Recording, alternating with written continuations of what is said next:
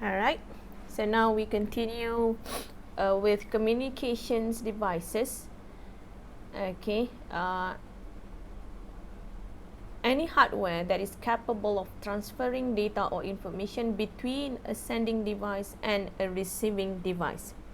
Okay, so a sending point, okay, at the sending point, a communication device relay the signal from the sending device to a communication channel. At the receiving point, okay, a communication device accepts the signal from the communication channel, and the signal can be a digital signal or an analog signal based on the communication channel that we use. Okay, so types of communication device is modems. Okay, modems come from word modulator and demodulator. Okay, so modems will connect computers over analog phone lines. Okay, so modems will convert the digital signal to an analog transmission to send over the phone. Okay, that we call it as a modulation process, and then reconvert it to digital when receiving information from the phone lines. That is a demodulation process. Okay, all right. So the speed of a modem is called as a data transfer rate. Okay, transfer rate is in bits per second. Alright, typically measured in millions of megabit per second, Mbps. Okay, so there is a note there. Telephone lines will relay and accept analog signals, while computers only relay and accept digital signals. Okay. Alright, so this is how a modem works. Okay, if you see here, alright, when there is any computer device such as this terminal with this computer server, okay, they just accept digital signals. When they go through, okay, this is the demodulation program. But when they go through a telephone line, this is a modulation program, a modulation process that will process only analog signals. Okay, all right. So types of modems, there is 4 commonly used types of modems. Okay, include telephone modem, that is a dial-up modems. Okay, used to connect a computer directly to a telephone line, either internal or external. Okay, while DSL or digital subscriber line use standard telephone lines to create a high-speed connection directly to the phone company's offices. Okay, external. And normally is an external and usually use USB or Ethernet port, RJ45 port, to connect to the system. Okay, and then we have another one that is a cable modem. This cable modem use the same coaxial cable as a television to create a high-speed connection. Normally this cable connect using USB or Ethernet port. Okay. And the last one is a wireless modem, is also known as W1 W1 stand for wireless wide area network modem. Commonly use USB or express card device that provide very portable high-speed connectivity from virtual anywhere. Okay, all right. And then other types of communication devices, we have the first one is a network card, network interface card, and network adapter card. Okay, normally we use it in a wire network, specifically network that use Ethernet cable. Okay, and then we have wireless network card, used in a wireless network. Normally it already built inside your laptops and smartphone. Okay, and then the next one is a wireless adapter, slot into the USB port. You use this adapter, slot into the USB port of a laptop in order to access a wireless network. Okay, all right. And then we have wireless access point. Okay, a device that broadcasts radio signals so that other devices will capture the signal in order to access a network and the internet. Okay, and then we have router. Okay, so what is a router? Okay, router is a networking device that forward data packets between computer networks. Okay, router will perform the traffic directing functions on the internet. The data sent through the internet, such as a web page or email, is in the form of data packets. Okay, a packet is typically forwarded from one router to another router through the networks that constitute an internetwork, example the internet, until it reaches its destination node. Okay, a router is connected to two or more data lines from different IP networks. Okay, when a data packet comes in on one of the lines, the router reads the network address information in the packet header to determine the ultimate destination. Okay, then using information in its routing table or routing policy, it directs the packet to the next network on its journey. Okay, so next is a hub. What is a hub? Okay, a hub, we also call it as a network hub. Okay, is a common connection point for devices in a network. Hubs are devices commonly used to connect segments of a LAN, local area network. Okay, the hub contains multiple ports.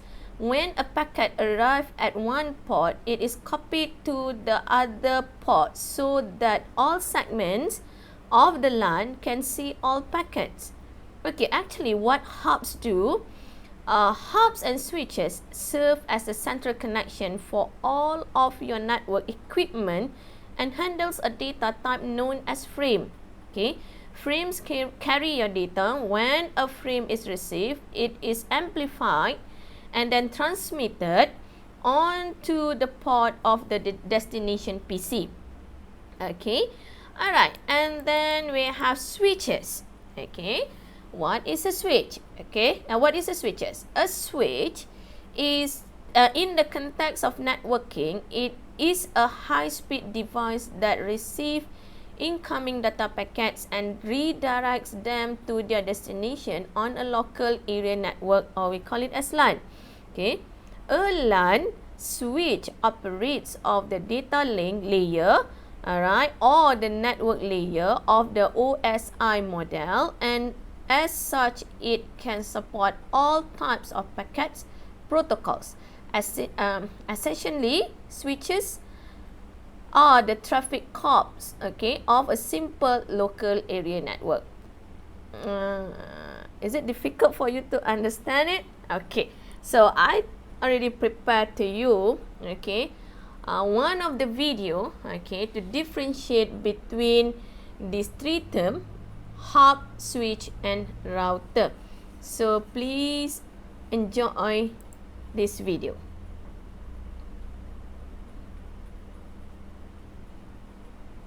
Hello everyone.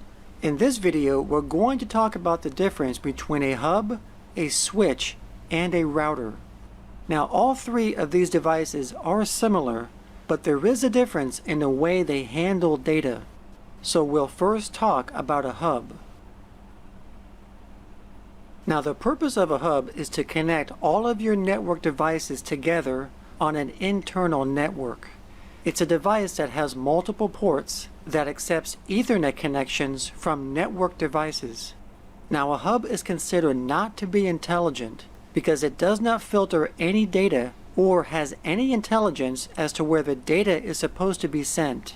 And that's because the only thing a hub knows is when a device is connected to one of its ports. So when a data packet arrives at one of the ports, it is copied to all of the other ports. So all the devices on that hub sees that data packet. So again, a data packet comes into one port, then the hub will just rebroadcast that data to every port that has a device connected to it. So even if this computer here only wanted to communicate with this computer over here, these other computers would still receive the data even though the data was not intended for them. So when this happens, it not only creates security concerns, but it also creates unnecessary traffic on the network, which wastes bandwidth. Now, a switch is very similar to a hub. It's also a device that has multiple ports that accepts Ethernet connections from network devices. But unlike a hub, a switch is intelligent. A switch can actually learn the physical addresses of the devices that are connected to it, and it stores these physical addresses, called MAC addresses, in its table.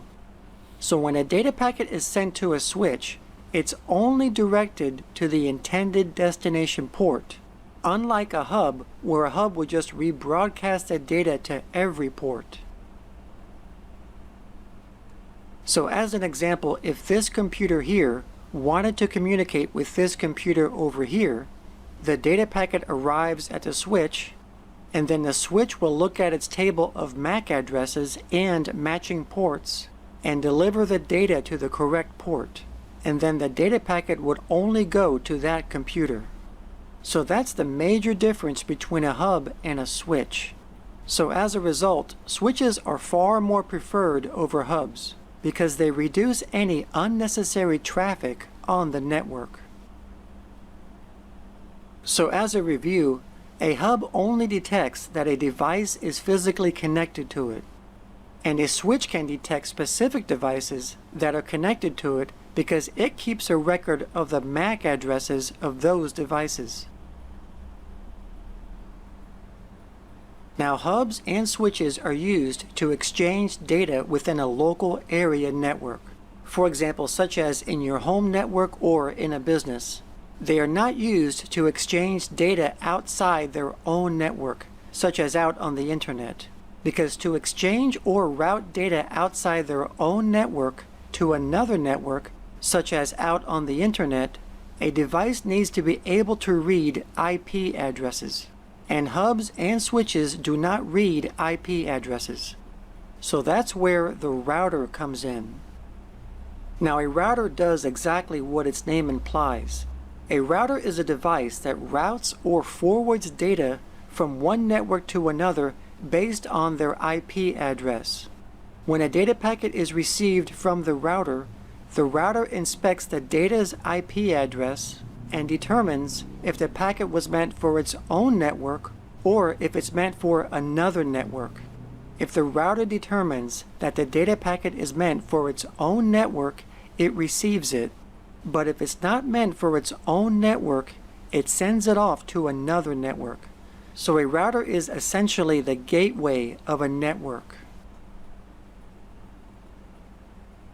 So here we have a private network with its router, and we'll refer to this as the red network, indicated by the red colored screens on the computers.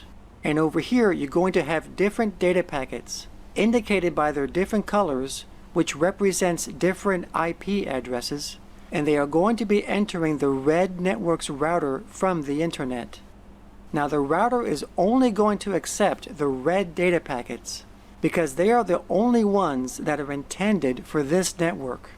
So all of the other data packets, the yellows, blues, greens, etc., will be rejected by this router because they were not intended for this network because their IP addresses were not meant for this network.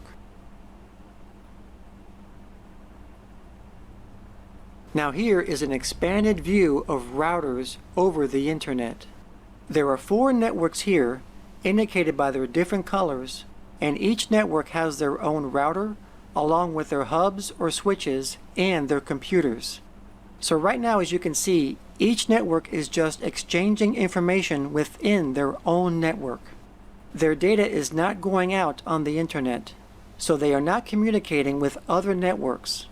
They are just exchanging data within their own network using their hub or switch. Now let's go ahead and exchange data between different networks. So let's say, for example, that this computer here on the red network wants to communicate with a computer here on the blue network. So for this to happen, the data packet has to leave their own network and go out on the internet. So the computer sends their data, and it goes to the network's router. And once the data packet reaches the router will look at the IP address of the data packet and then forward the data out on the internet to the next router, and then make its way to the blue network's router, and then to the intended destination computer. So in a nutshell, this is how routers work. So in conclusion, hubs and switches are used to create networks, while routers are used to connect networks.